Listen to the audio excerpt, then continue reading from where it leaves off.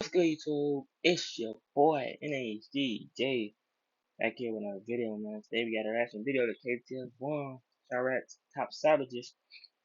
A lot of y'all are still waiting on that D-Rose video.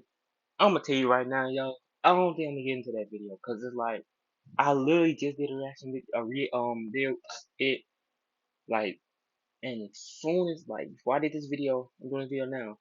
Like, I literally just sat here for 42 fucking minutes recording that video. I recorded, my mic is going well, I can hear this shit, everything going perfect. Soon as I end the video, I was at like 42 minutes and 20 some seconds, and I'm sitting there recording and shit. Soon as I fucking literally did my outro, it says the video has failed to the recording. So now I'm like, what the fuck? Like, the last time I did this shit, it stopped at 22 minutes. Now it's stopping at 42. Like, this shit is tripping. So I'm gonna try it again. But if y'all don't see it, that means if y'all don't see the video, like, I'm gonna try one more time, and I'll probably do that later and shit. But if y'all don't see that video come out, don't be asking about it, cause y'all be asking about it in the messages. So don't ask for it no more, cause if they don't, like I said, I don't know what the fuck is going on, bro. Every time I try to do it, it sucks. So enough talking. Finna get right into this video, man. Y'all, accept you guys are new to the channel. Make sure you hit the like button, comment, subscribe, and post on Instagram, NHJ channel, follow Twitter, NHJ6. Let's get right to this video, man. Most Chicago BDs get most of the clout in the music industry. The GDs also have plenty of rappers who are respected in the streets and in the studio. One of the wildest was a dude named KTS Vaughn, who was one of the main ops of Chicago's most successful rappers, G Herbo. Let's take a look at the career and come up of KTS Vaughn, the hitman of CHIRAQ. From day one, KTS Vaughn was surrounded by crime. He was the youngest of 4 brothers, and they was all heavy in the streets. His oldest brother, KTS Dre, was also a rapper and a respected gang member. Their father, Big Vinny, was also about that life and was a member of the GDs. So, Vaughn was exposed to the culture from an early age. At first, his brother Dre claimed Lakeside, a set of the GDs, while Vaughn and his brother Vinny repped E-Block, a set of the Vice Lords. But eventually, they all became GDs and started pushing KTS, which stood for Kill to Survive. KTS was known to beef with NLMB, which stands for No Limit Muskegon Boys, or Never Leave My Brothers Behind. NLMB is an alliance between No Limit, a renegade set of the Black P Stones, and the Muskegon Boys, a renegade set of the BDs. 2 of the most well-known members of NLMB are G Herbo and Lil Bibby, who are the main ops of KTS. KTS also beefed with gangs like Circon City and 8x13, aka Gotti World. KTS and NLMB started beefing after a KTS member named Lil Pez was killed back in 2008. Ever since then, they've been on each other's necks. Some of the first people that KTS Vaughn robbed or shot were from NLMB.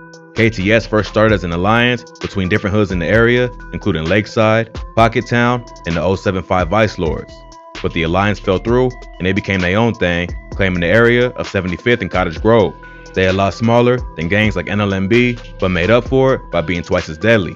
All KTS members could be identified by having a target tattoo on their necks. KTS Vaughn would allegedly catch his first body in 2011 with the murder of 23-year-old Michael Lee, aka Gotti. On April 9th, Gotti was sitting in his car on the 5500 block of South King Drive when another car pulled up and shot him in the head. He was brought to Stroger Hospital but was pronounced dead. Gotti was from a gang called 8x13. After his death, they would start going by the name Gotti World, just like O-Block did after the death of O.D. Perry, or Tukaville after the death of Tuka. This labeled KTS Vaughn as a shooter and led to a murder spree that locked in his legacy as a true Chicago savage. Vaughn and KTS doubled down on the disrespect by starting the hashtag #Don'tGoGotti, even going as far as printing t-shirts with the phrase on it.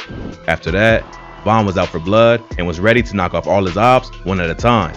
In February 2012, he would catch some No Limit members lacking, hitting 4 of them and killing 2. The crew was standing outside of a liquor store when a car rolled up with KTS Vaughn firing out the window with a Tech 9. 2 NLMB members were shot and killed instantly.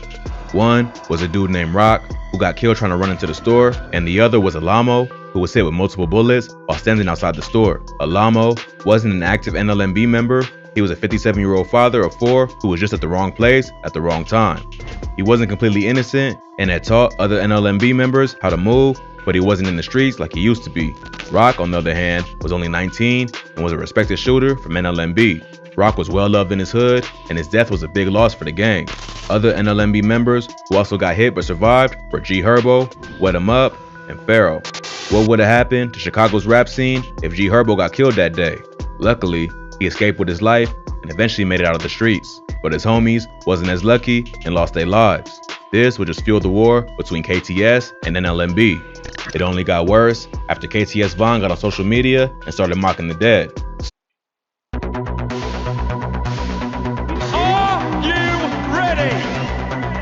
So, Von continued to build his rep as a heartless killer who had no mercy on his ops. Around this time, he started his career as a rapper, using his music as a way to taunt his enemies and brag about his work in the streets. Like most Chicago drill rappers, Von terrorizes ops both in the streets and online. In October 2012, he and his brother Dre would catch a No Limit member named Cairo at a McDonald's and try to make him disrespect his own dead homie.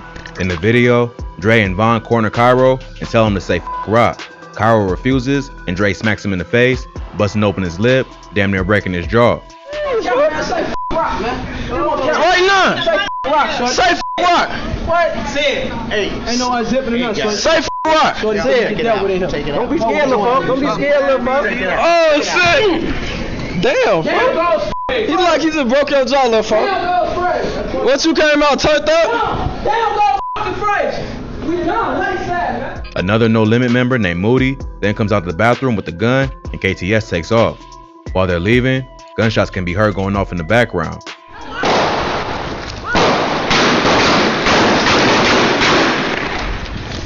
Supposedly, Cairo, Moody, and another NLMB member named Kobe left McDonald's to grab guns, then came back and started firing shots at KTS. A KTS member named Pasto got hit in the arm and they all went back to their hood, while Von just laughed like the Joker. But Von wasn't satisfied with just dissing his ops on camera. He had his sights set on taking out his main enemy, G Herbo, and wouldn't stop until he got his wish. The need for revenge only got stronger after Herbo and another NLMB member named C Money were involved in the murder of a dude named Lolo from Lakeside. On April 4th, 2013, Lolo and his friend were walking down the 2700 block of East 80th Street when they ran into C Money, aka Mad Max, and G Herbo. Allegedly, C Money shot Lolo in the chest, killing him. His friend tried to run away, but G Herbo shot him in the ankle. Lolo was shot in the chest, with the bullet going through multiple vital organs. He was brought to a local hospital, but died later that day. Lolo was a well-loved member of Lakeside, who changed their name to Lolo World after his death. Lakeside and KTS were closely allied, so Lolo's death would anger both Von and Pasto, who was still thirsty for revenge after getting shot outside the McDonald's. But before he got back at NLMB, Von caught up with Pharaoh from Sircon City, who dissed a member of Pockettown named Ronnie Moe. On May 25, 2013, a group of KTS members, including Von, went out looking for ops. They went to Sircon City's hood, looking for the first person they could find, and spotted Pharaoh taking out the trash. Pharaoh's dad asked him to take out the trash because he wasn't able to make it down the stairs himself. When Pharaoh went outside to dump the trash in the alley nearby, he was caught by KTS Von and his crew. Von jumped out the car and shot Pharaoh 8 times in the head. It was a savage murder, and most of his face got blown off in the shooting. If that wasn't bad enough, Von doubled down on the disrespect and mocked Pharaoh on Twitter, tweeting, "Pharaoh from Sircon, new name Fried Face." This led to him getting into a Twitter war with Pharaoh's ex-girlfriend, who told him she couldn't wait until Von got caught lacking, and she would personally make sure that he didn't get a funeral. But this wouldn't faze Von, and he would just say, "You know Pharaoh caught face shots." But Von wasn't done hunting down his ops. He had his sights set on NLMB next. On August 10, 2013, Von and Pasto will finally get their revenge and take out a respected member of NLMB named Kobe. Kobe was standing outside the same McDonald's where Von and Dre assaulted Cairo on the 2400 block of East 79th Street. Kobe had just left the party for Lil Bibby's brother, where G Herbo, Cairo, and some other No Limit members were hanging out.